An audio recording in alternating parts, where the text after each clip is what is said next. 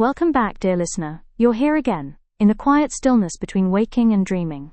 Let the day slip away, let the weight of it dissolve. Tonight, we drift not into myth, but into the pages of the past, crinkled, yellowed, and musky with centuries of memory. We return to a time of velvet gowns, flickering candlelight, and secrets woven into the folds of history.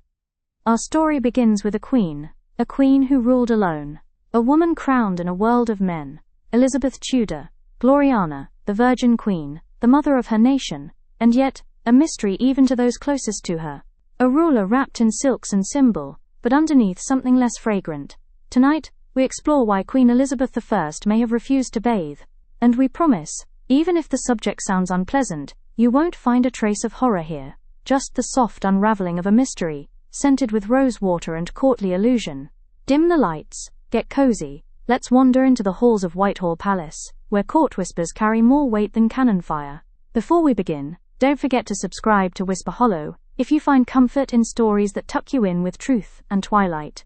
Now take a deep breath, settle in, and let's begin our journey. Elizabeth was born not into safety, but into scandal. The daughter of Henry VIII and Anne Boleyn, her very existence was a political statement. From the moment of her birth in 1533, she was a symbol, first of hope, then of disappointment, and finally of threat.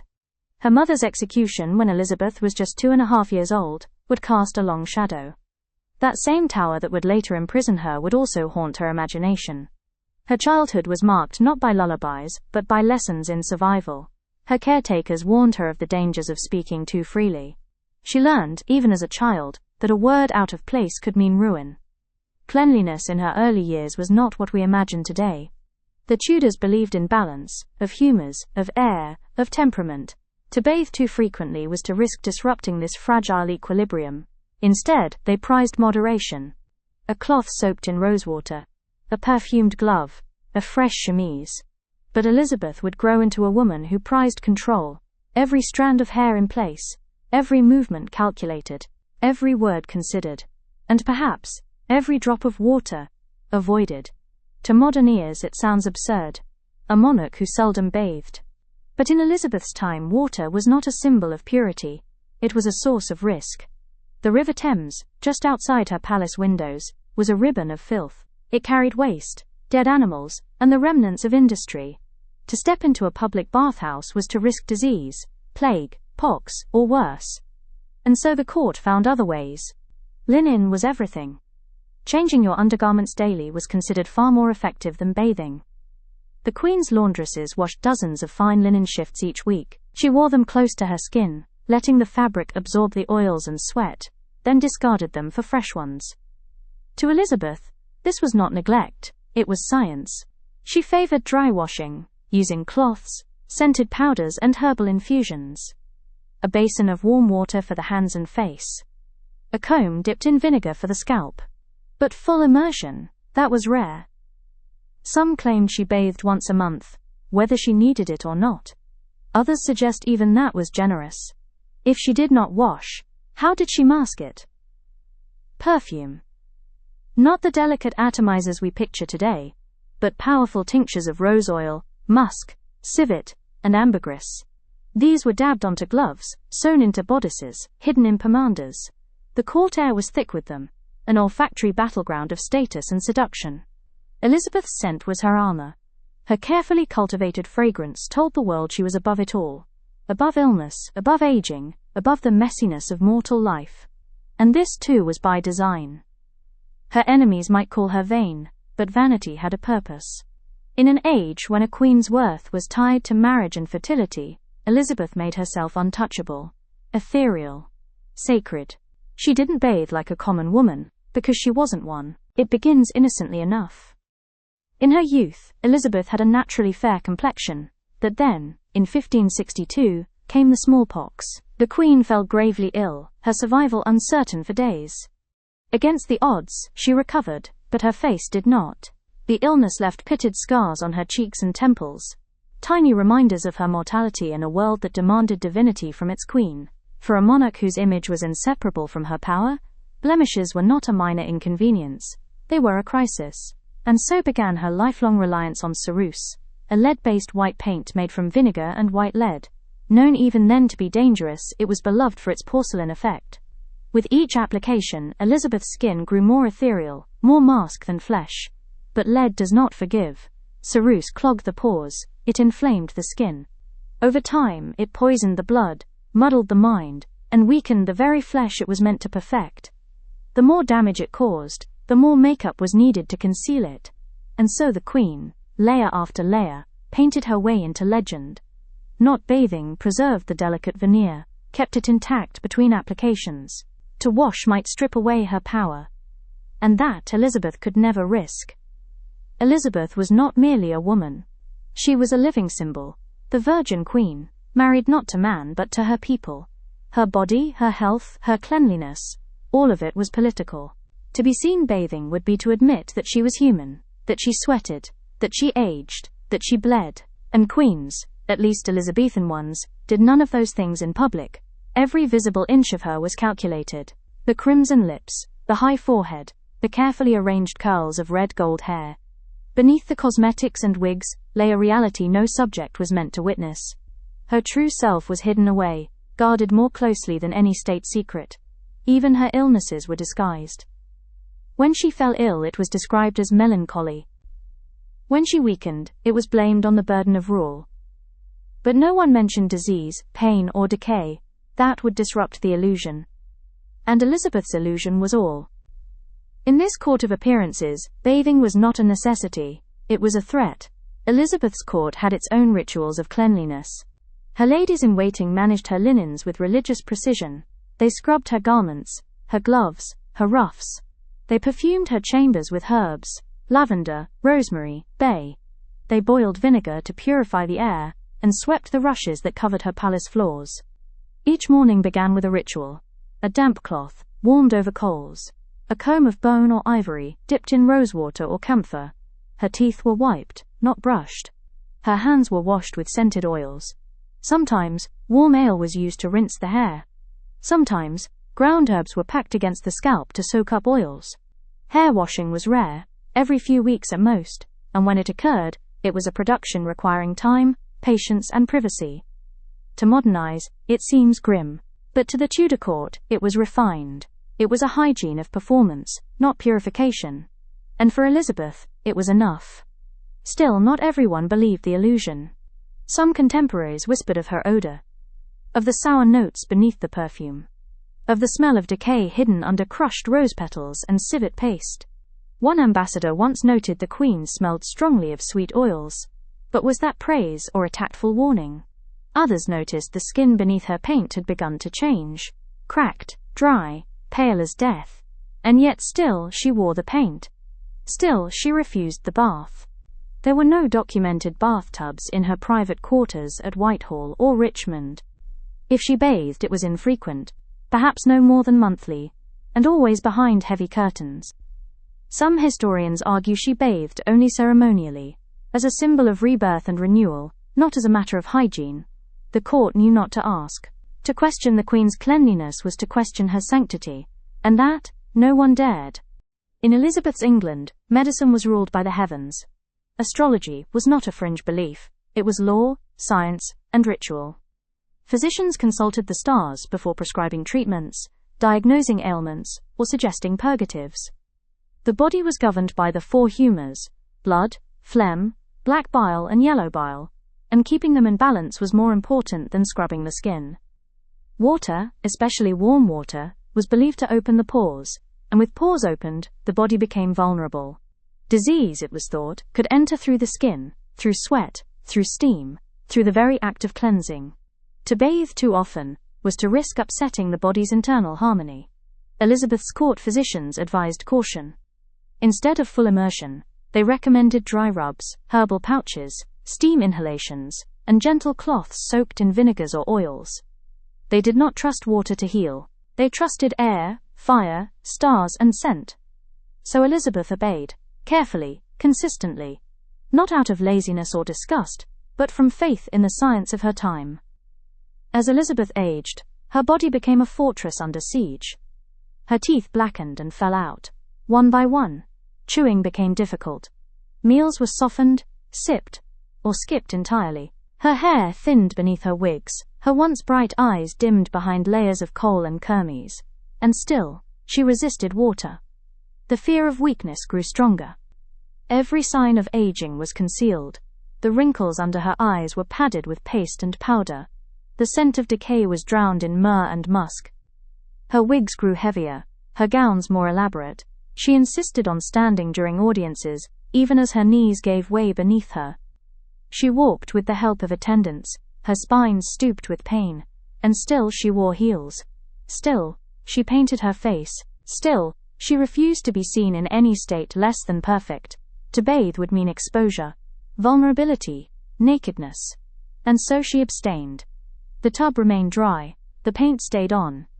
The Queen endured. To understand Elizabeth's refusal to bathe, we must look outward, to her peers, her rivals, her fellow rulers. In France, Catherine de' Medici is said to have bathed only a handful of times in her life, claiming that water weakened the female body. In Spain, Queen Isabella boasted she had only bathed twice, once at birth and once before marriage. In Russia, Ivan the Terrible used steam baths as a form of punishment. In the Ottoman Empire, bathing was ritual, sacred, and carefully regulated. Available to royalty, but rare for the common folk. Even Henry VIII, Elizabeth's father, preferred linen rubdowns to soaking, and he too used scent to overpower reality. Elizabeth was not alone. She was a product of her time, her lineage, her fears. She did what monarchs did. She performed cleanliness, she disguised decay, and she ruled through illusion. To our modern eyes, it seems unsanitary. But to hers, it was divine. There were days when the mask cracked. Days when Elizabeth locked herself in her chambers for hours, sometimes days, refusing to be seen. On those days, her ladies waited outside the door, whispering, worrying, wondering. Inside, the Queen rebuilt herself. Her routine was complex and sacred. First, the removal of yesterday's paint. A careful scraping, a cloth dipped in vinegar and eggshell powder. Then, the new application. Ceruse for whiteness, vermilion for the lips, charcoal for the brows, a paste of honey and crushed pearls for luminosity. A dusting of orris root, and angelica to soften the scent of the lead. It could take hours. She sat upright, still, silent, while her women worked. They were not merely servants, they were curators of the divine. The process was not about vanity, it was about preservation, survival, command. By the end, Elizabeth was reborn, glowing, painted, eternal, and clean, not by water, but by will. To Elizabeth, scent was not just a cosmetic, it was a message. It said, I am untouched, I am beyond decay, I am divine. The smells of the Tudor court were complex, layered and coded. In an age without deodorant, soap or sewage systems, scent became a language. The Queen's favored perfumes, rosewater, jasmine, orange blossom, were not random choices, they were statements of virtue, fertility, and control. In ceremonial appearances, the scent of the Queen often reached courtiers before her voice did. Her gloves were soaked in ambergris and sewn with herbs, her hair was dusted with orris root. Her neck perfumed with civet, musk, and imported florals, the likes of which could only be afforded by royalty. She did not just wear scent, she became it. Perfume filled her chambers, her halls, her presence. It masked more than body odor, it masked mortality, it cloaked illness, it silenced dissent. And it lingered long after she had passed, a fragrant phantom of power. To bathe might strip those layers away, so instead, she added more. Beneath the powdered wigs and elaborate braids lay a secret few dared whisper. Lice. In the 16th century they were ubiquitous, part of daily life, even at court. But for Elizabeth, whose body had become an emblem of the sacred state, acknowledging lice would be heresy. So they remained hidden. Managed. Controlled. Wigs were boiled, combed and dusted with powders of crushed herbs and dried flowers. Combs soaked in vinegar helped control infestations, and linen coifs, thin undercaps, were worn to protect both scalp and wig. Still, the lice persisted. They made homes in hairpieces and headdresses. They crept along seams of velvet and silk. They itched, they bit, they fed. Yet Elizabeth never scratched in public. Her posture remained perfect. Her smile stayed fixed, And when lice became unbearable, she simply changed wigs. Water would have helped. A wash, a rinse, a soak in hot oils. But bathing, once again, risked more than it promised. It exposed the body, it opened the pores, it made queens mortal. And Elizabeth did not have that luxury. Each day, Elizabeth dressed not for comfort, but for battle. The layers were strategic, a linen shift, then a corset, then kirtles, overskirts, ruffs and embroidered bodices. Jewelry, gloves, rings.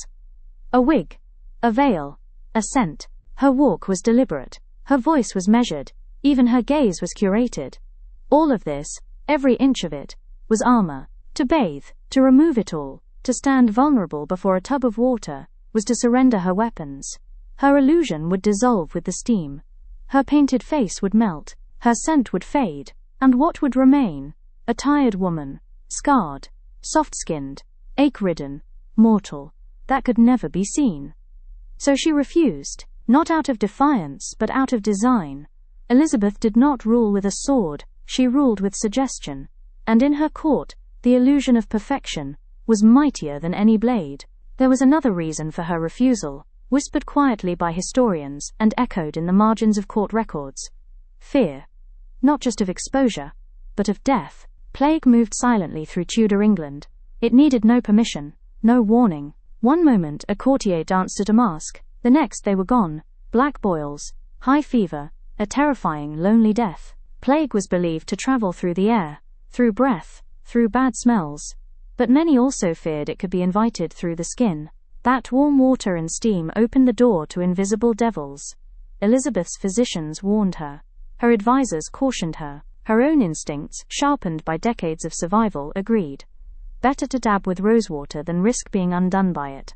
Better to endure the discomfort of sweat than to risk a single breath of miasma rising from a steaming tub.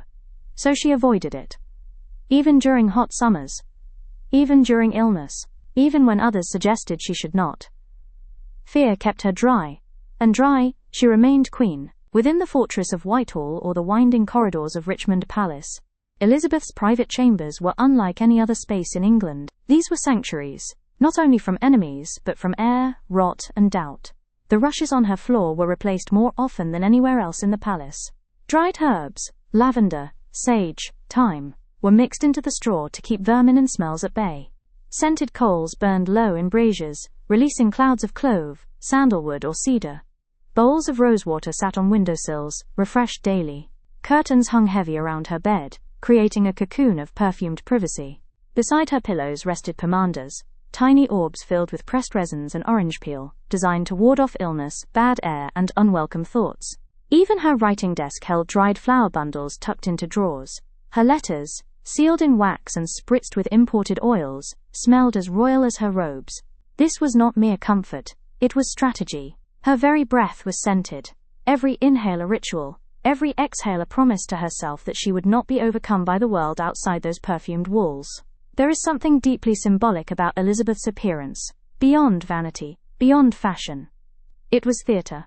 Her painted face, her powdered hair, her stiff, starched ruffs, they all told a story. White was purity, red was power, pearls were chastity, gold was divinity. Even the designs on her gowns spoke in coded language. Eyes embroidered on sleeves meant watchfulness. Suns meant glory. Serpents suggested wisdom wrapped in danger. Her wardrobe was a tapestry of unspoken declarations. But her face, her mask, was the masterpiece. In portraits, her skin is as smooth as porcelain. Her cheeks are soft clouds of rouge. Her lips curve with precision, her eyes glow with certainty. But beneath that mask, her real skin, scarred, sensitive, weary, remained hidden. To bathe would be to disrupt the canvas. It would blur the edges, wash away the meaning. Ceruse was difficult to remove. It clung like memory, and the queen had no desire to be remembered any other way. Her mask was not a lie, it was her legacy. Foreign envoys came and went from Elizabeth's court, bearing gifts, treaties, and careful observations. They took note of her intellect, her presence, her power, but also, occasionally, her scent. A Venetian ambassador once remarked that her fragrance lingered in a room long after she had gone. A Spanish envoy noted her, quote, heavily perfumed gloves, and the powdered softness of her hands. These were compliments, cloaked in diplomacy. But between the lines, some truths flickered. One ambassador quietly confessed that her skin, up close, appeared cracked beneath the paint, that her teeth were few, that her wig, though splendid, did not quite sit naturally on her head. No one dared say she smelled unpleasant. But none claimed she smelled like the earth either. She was flower, spice, amber and vinegar, a living shrine to scent and ceremony. In their careful words, one senses admiration tinged with unease. They had seen a goddess, and glimpsed the mortal woman underneath. In her final years the mask grew harder to hold. Elizabeth began to sleep less. She wandered the palace corridors at night, whispering to portraits, to ghosts. Her appetite waned. She grew thinner, quieter, more fragile. She still painted her face, still wore her jewels. But the cracks showed. A mirror in her chambers was rumored to have been removed after she saw her true reflection and wept. Her physicians begged her to rest, to eat, to wash. But she refused. She stood fully clothed for hours, refused to change gowns, refused to lie in bed. She remained upright, regal, even as her strength slipped from her. Some say she was grieving, over lost friends, over the death of her closest advisors, over her fading youth. Others believe she was resisting death itself. As long as she remained painted, dressed and dry, she was still the queen. To bathe then, to surrender the mask, might have invited death in. And so, until her final days, she held fast to the rituals that defined her reign. In March of 1603, after 44 years upon the throne, Elizabeth's body began to fail her. She took to her cushions, not to sleep, but to sit, upright and unmoving. She refused her bed, refused food, refused the warmth of company. Courtiers wept outside her chamber. Candles burned day and night. Still, she would not undress. Still, she would not bathe. Her ladies stood by, helpless, watching their queen cling to her image like armor.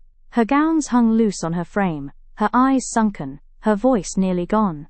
They say she stood in silence for hours at a time, that she refused to lie down, even as her legs gave way, that her fingers clutched at the arms of her chair, unwilling to loosen their grip on life. She would not let them wash her. She would not allow the paint to be removed. She would not yield.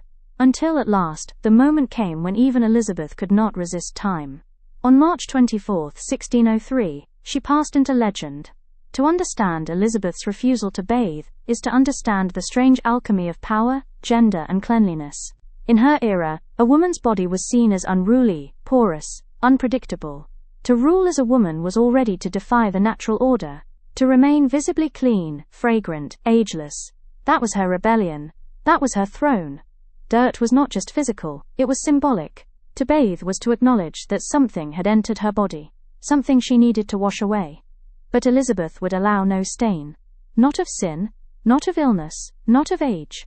She remained aloof, scented, starched, layered. A mirror image of England's ideals, fears and desires. Today, we are tempted to judge her by modern standards, to ask why she didn't just wash. But in doing so we miss the point. Elizabeth's body was not her own. It was a battlefield, a temple, a myth, and myths are not meant to be scrubbed. For all her rituals, Elizabeth's body returned to the earth like any other. Her flesh faded, her scent disappeared, her ceruse cracked and flaked away, layer by layer. And yet, her myth endured. Today, she is remembered not for her scent, nor her habits, but for her brilliance, for her letters, her diplomacy, her resilience, her refusal to bow to kings, or marriage, or death itself, until she was ready. The unwashed queen became the undying queen. Even now, centuries later, she lingers in our imagination, not as a woman who refused to bathe, but as a woman who refused to be anything less than sovereign. Her perfume has long faded, but her presence? That still lingers. It's often said that Elizabeth bathed once a month, whether she needed it or not. The phrase is repeated like folklore, part mocking, part reverent.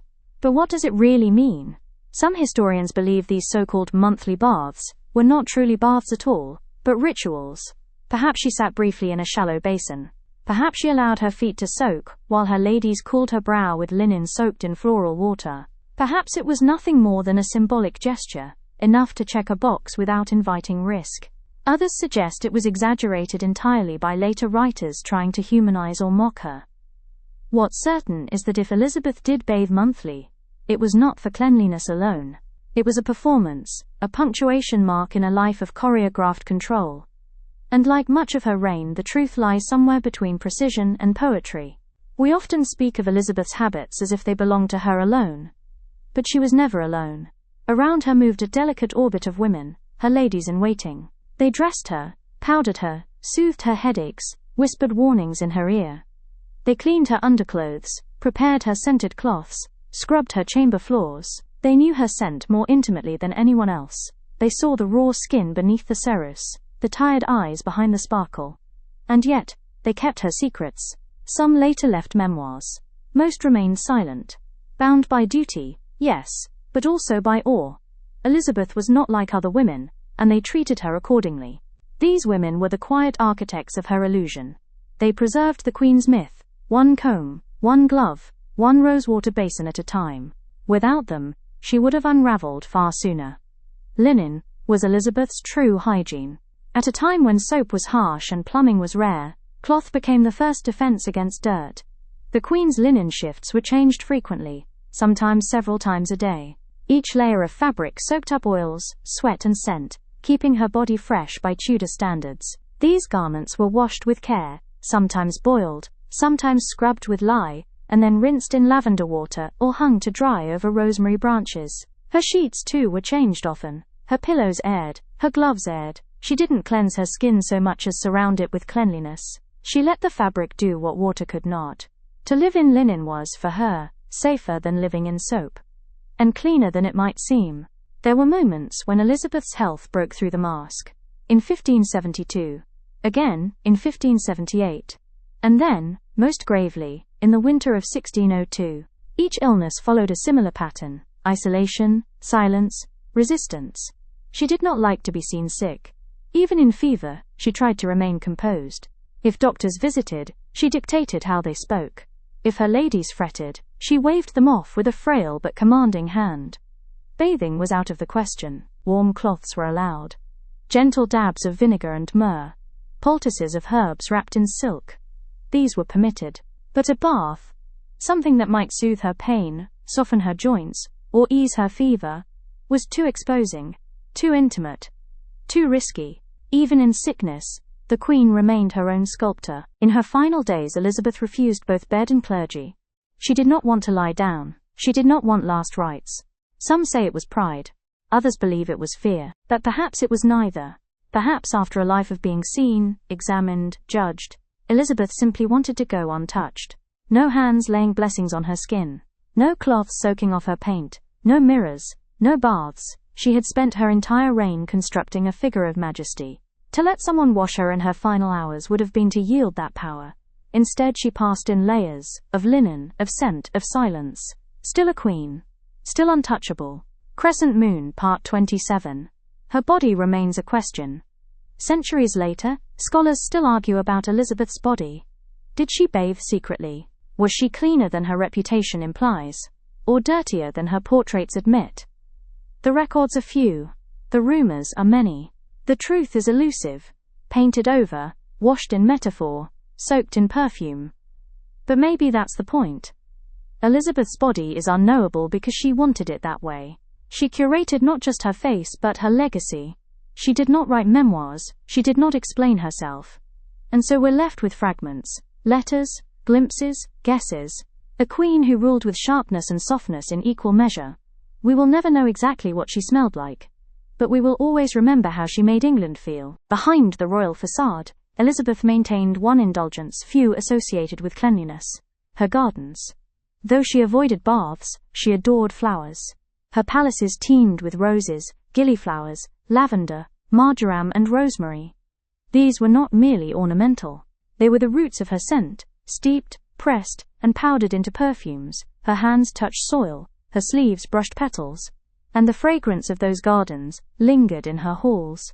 They offered her something water could not: renewal without exposure. Perhaps she believed in a kind of invisible washing, a cleansing by air, by scent, by natural grace. No soap, no nudity, just the balm of blossoms. Even in solitude, she chose a world soaked in fragrance rather than water. Portraiture became the mirror Elizabeth allowed the world to see. Over the decades, her likeness evolved from youthful princess to divine monarch. But the skin stayed smooth, the eyes remained young, the flush of health never faded. No painter dared depict her wrinkles or her scars. The mask of cerusse and carmine became permanent in oil and egg tempera. Her portraits became icons, flattened, sacred, untouchable, and through them, she outlived herself.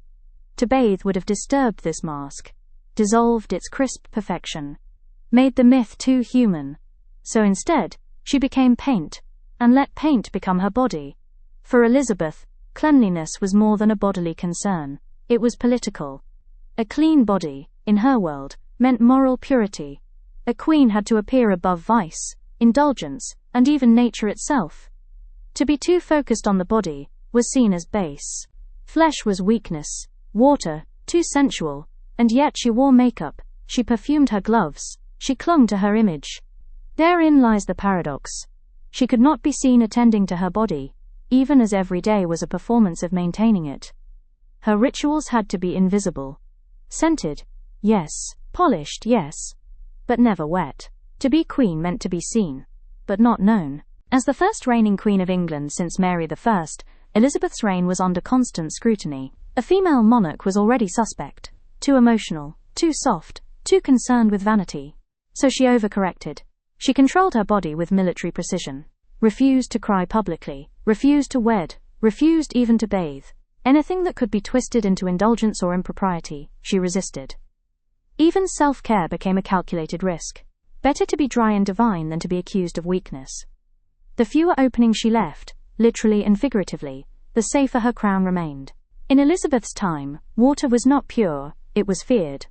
Streams and rivers near cities carried disease, wells were unreliable. Warm water encouraged the opening of pores, which many believed allowed illness in.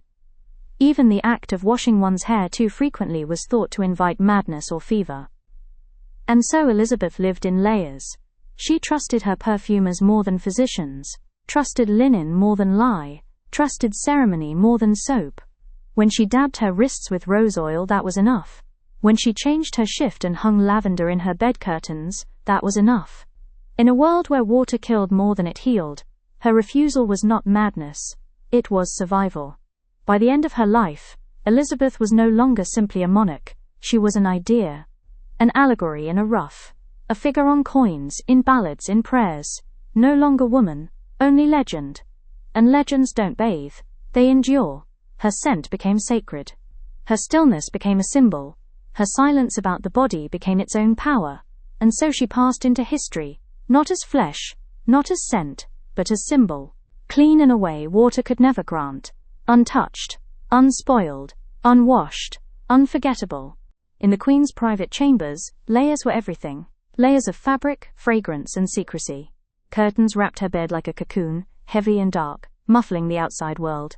Curtains hung over her dressing table, her windows, even around her bath, should she ever have chosen to use it. But few believe she did. Instead, these veils became more than decoration. They were barriers, symbols, cloaks against vulnerability. Nothing passed in without permission.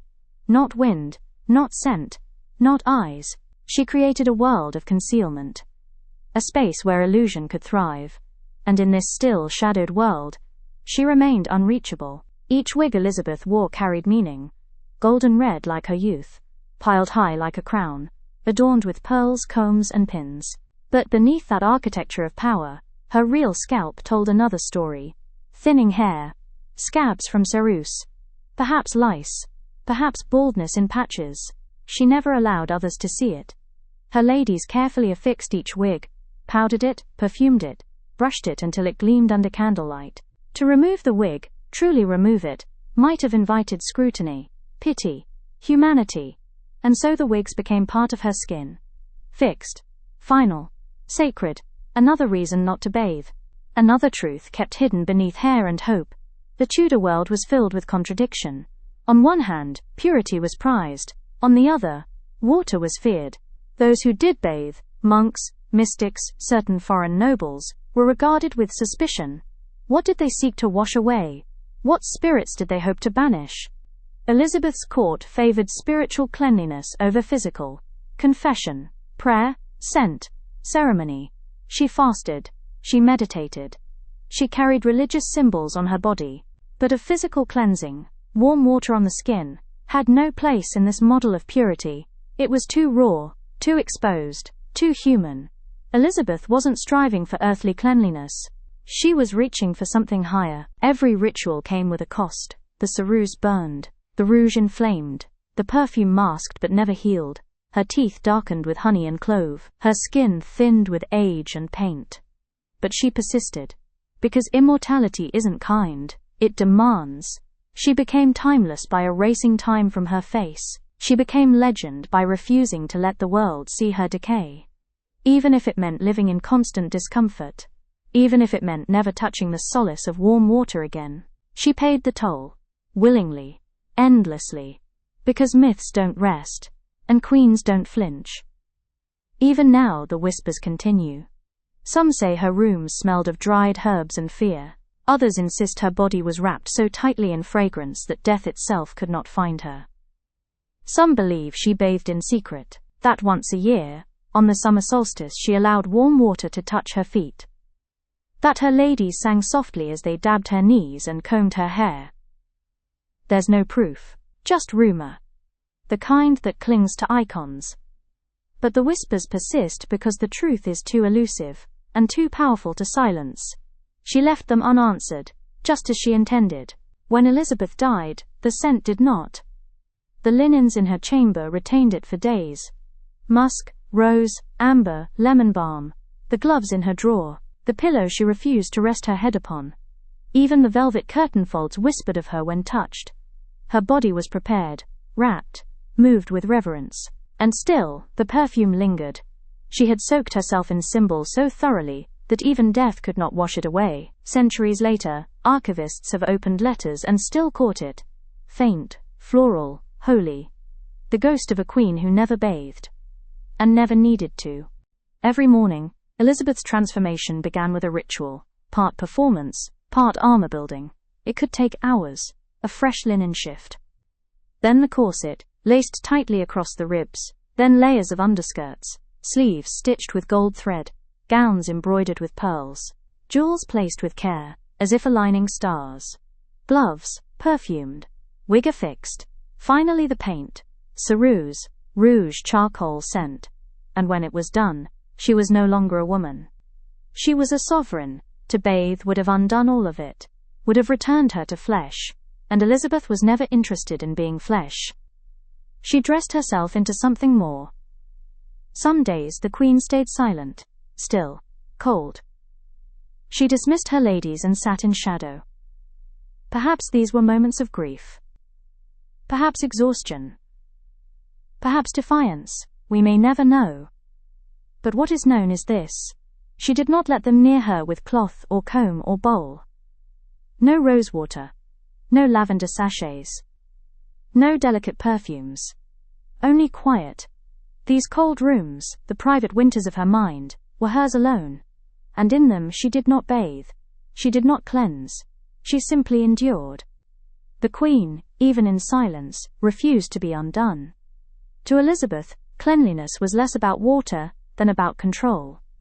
The chaos of the body, its sweating, bleeding, breaking, was something to tame, and so she used power, will and ritual to hold it back. When illness came, she dictated how it was discussed. When age crept in, she covered it in crushed pearls. When smells rose, she drowned them in clove and violet. The bath would have handed control back to the body, and she would not allow it. She didn't want to feel clean. She wanted to feel untouchable. Not all of Elizabeth's scars were physical. She bore emotional wounds, deep and hidden, from childhood betrayals, her mother's execution, conspiracies, threats of war, unspoken loves, and each one made her a little more guarded, a little more careful with her image. The body became a fortress, the paint to shield, the scent a warning. To bathe, to become vulnerable, wet, raw, might allow those wounds to surface, might soften the shell she had spent decades perfecting. Better to remain sealed, protected, distant. Clean skin couldn't mend what only silence could contain. Perfume, in Elizabeth's world, was more than decoration. It was dominion. Rare ingredients arrived from Venice, Constantinople, the East, musk from deer, ambergris from Wales, distilled citrus oils, dried herbs from her own gardens. These were power. They marked her status, elevated her presence, masked decay, and rewrote truth. Even at a distance, people remembered her by scent. It entered rooms before she did. It lingered after she left. Where water washed away, perfume remained. And that, too, was legacy. A fragrant sovereignty. Elizabeth's body, its care, its concealment, its presentation, became a prophecy of the realm. When she appeared radiant, the court felt hope. When she faltered, England trembled. Her body was England. Her scent, its aura. Her presence, its future. To bathe, to shed her symbolic skin, was unthinkable. It would be like washing away the realm itself. So she remained, powdered, perfumed, painted, poised. She didn't avoid bathing because she didn't care. She avoided it because she cared too much. So here we are, dear listener. We have walked the candlelit halls of Hampton Court. We've stood beside the Queen's dressing table. We've glimpsed the quiet rituals behind the royal veil. We've smelled the rosewater, the musk, the vinegar, the lead. We've seen her not just as a monarch, but as a woman, shaped by fear, expectation, duty, and an unshakable sense of performance. And now, the palace grows quiet. The fire burns low. The courtiers have gone to bed. The scent of lavender hangs in the air, soft and familiar. You may close your eyes now. Let your breath fall into rhythm with history's quiet hush. You're safe here. You are still. You are far from the noise of the world. Let the story settle into silence. Let the Queen return to her throne in your mind. Good night, from Whisper Hollow. Sleep well.